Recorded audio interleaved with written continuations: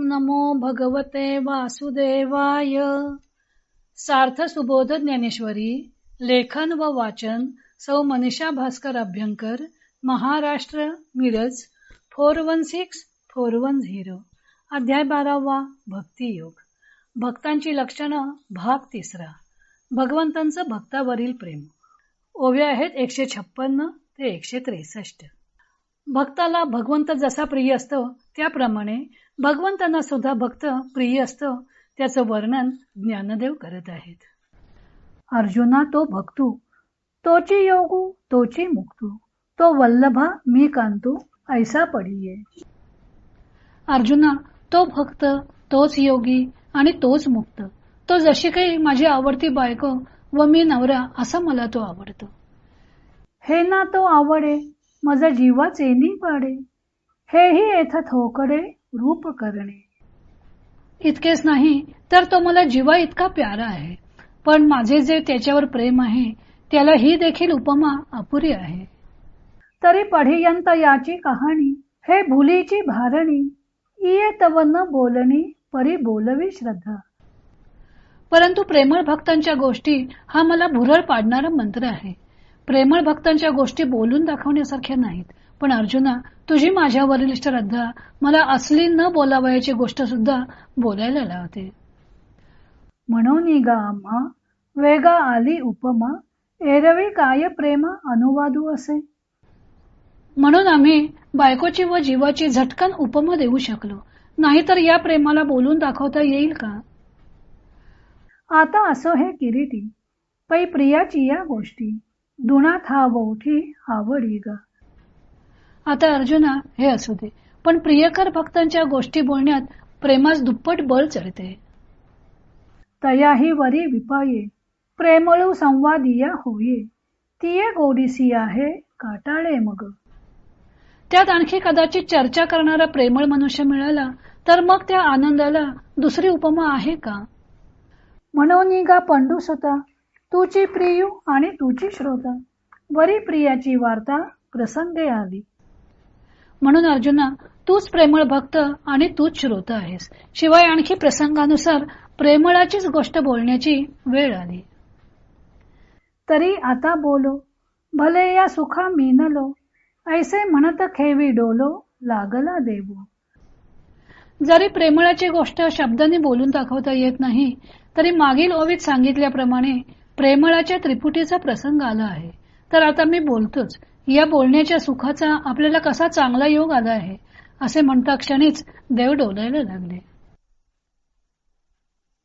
ज्ञानी भक्त हा निरंतर ऐक्य पावलेला असतो. त्यामुळे हा भक्त भगवंतांना सगळ्या भक्तात प्रिय असतो. असं भगवंतांनी मय्यार्पितो मनोबुद्धीर योमद भक्तस्स मे प्रिय असे श्लोकात सांगितलं. ज्याची भगवंतांच्या ठाई मन आणि बुद्धी जडलेली असते तो भक्त भगवंतांना प्रिय असतो. ज्ञानदेव त्या भक्ताचं वर्णन करता करता भगवंतांचं भक्त प्रेमही कसं उचंबळून येतं त्याचं वर्णन करू लागतात. भगवंतांना वाटतं की असा भक्त म्हणजे पत्नी आणि भगवंत म्हणजे जणू काही पतीच. आपल्या उपास्य देवतेची भक्ती अनेक प्रकारे करता येते.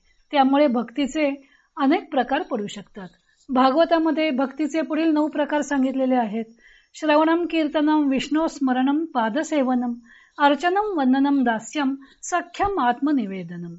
भागवतात श्रवण, कीर्तन, नामस्मरण, पादसेवन, अर्चन, वंदन, दास्य, सख्य आणि आत्मनिवेदन अशी 9 भक्ती सांगितलेली आहे.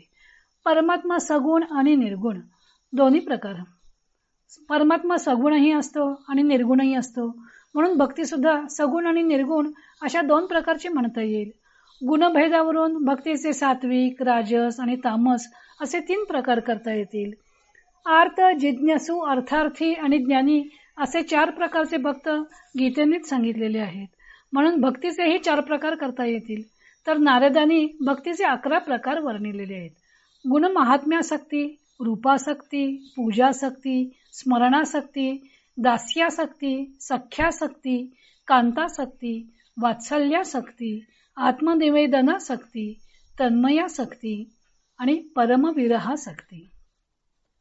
भगवंतांची भक्ती करणं म्हणजे भगवंतांशी प्रेमाचा कोणता तरी संबंध जोडणं.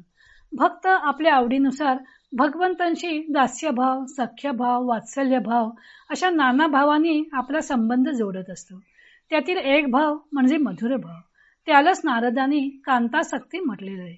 कांतासक्ती म्हणजे माधुर्य भक्ती, परमेश्वरालाच पती समजूत केलेली भक्ती. नारदांनी यासाठी यथा व्रजगोपिकानाम असं म्हणून माधुर्य भक्तीचं उदाहरण म्हणून गोपींचं उदाहरण दिलेलं आहे. आधुनिक काळात संत मीराबाई, संत गुलाबराव महाराज हे माधुर्य भावाने भक्ती करणारे संत म्हणूनच प्रसिद्ध आहेत. सुफी संतांची सुद्धा मधुरा भक्ती आहे, परंतु ते भगवंताला आपली पत्नी मानतात असा फरक आहे. पतिव्रता स्त्रीचं निस्सीम प्रेम पाहून पतीही तिच्यावर निस्सीम प्रेम करतो.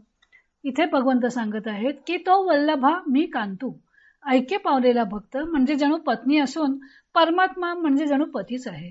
भगवंतांची मधुर भावाने भक्ती केल्यामुळं भगवंत सुद्धा भक्तावर पतीने पत्नीवर प्रेम करावं तसा प्रेम करतो. असा भक्त भगवंतांना प्राणाहून प्रिय असतो. तो वल्लभा मी कांतू किंवा जीवाचे निपाडे या उपमा जरी भगवंतांचे भक्तावरील प्रेम वर्णन करण्यास वापरलेल्या असल्या तरीही या उपमाही कमीच पडतात असं ज्ञानदेवांना वाटतं. ज्ञानदेवांच्या भगवंतांना वाटत आहे की प्रेमळ भक्तांची कथा ही चित्ताला भुरळ घालणारी असते. एखादे अप्रतिम चित्र पाहिलं की मनाला भुरळ पडते. मग त्या चित्राचे वास्तविक शब्दांनी वर्णन करता येत नाही. पाहणारा त्या चित्रातील रंग, चेहऱ्यावरील भाव वगैरेंचे नानाविध प्रकारे वर्णन करीत असला तरी ते चित्र केवळ शब्दांनी जसे काढलेले आहे तसे ऐकणाऱ्याच्या प्रचितीस येत नाही. तसे भगवंतांना वाटते की कितीही उपमा दृष्टांत दिले तरी भगवंतांनाही भक्त किती प्रिय असतो ते बोलून सांगता येणार नाही. एरवी काय प्रेमा अनुवादू असे. बोलण्याच्या ओघात जरी कितीही दृष्टांत वापरले असले तरी वास्तविक प्रेम कसं असतं ते बोलून दाखवता येतं का? नारदांनी भक्तिसूत्रात म्हटलेलं आहे की अनिर्वचनीयम प्रेम स्वरूपम मूकास्वादनवत. प्रेमाचे स्वरूप शब्दांनी वर्णन करता येत नाही. त्यासाठी त्यांनी मुक्या माणसाचं उदाहरण दिलेलं आहे. गुळाची गोडी कशी आहे असं जर एखाद्या मुक्या माणसाला विचारलं तर त्याला ती बोलून सांगता येणार नाही. प्रेमाची ही गत तीच आहे. ते प्रेम कसं आहे असं विचारलं तर बोलून सांगता येणार नाही. पण तरीही परी बोलवी श्रद्धा. अर्जुनाचं भगवंतांवर इतकं निस्सीम प्रेम आहे की ते प्रेमच भगवंतांना बोलायला भाग पाडतं. आणि प्रेमळांच्या गोष्टी केल्यामुळं प्रेम दुणावतेही. तसेच ऐकणारा जर प्रेमळ भक्त असेल तर आनंदाला तर पारावरच राहत नाही. म्हणून भगवंत जणू आपले प्रेम बोलून दाखवत आहेत. प्रेमळ भक्त कसा असतो हे प्रेमळ भक्त असणाऱ्या अर्जुनाला सांगण्याचा योग जणू काही आपल्याला भाग्यानेच प्राप्त झालेला आहे असं भगवंतांना वाटलं. आणि ऐसे म्हणत खेवो डोलो लागले देवो असं म्हणत भगवंत आनंदानं डोलू लागले. असं भगवंतांचं भक्तावरील प्रेम वर्णन करून आपल्या विवेचनाचा धागा पुन्हा ज्ञानदेवांनी मूळ गीतेशी जोडून दिलेला आहे. आता आणखी काही भक्तांची लक्षणं आपण उद्या पाहू.